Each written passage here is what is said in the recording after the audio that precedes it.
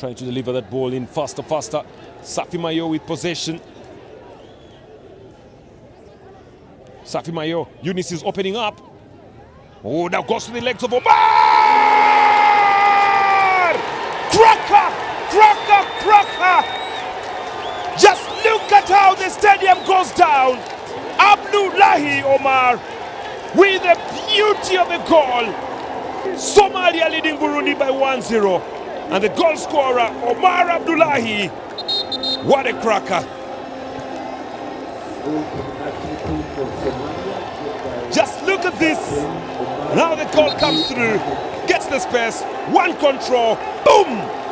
Back of the net. Rukundo Onisime couldn't stop that from going in. That's a strike worth celebrating. Now that is the beauty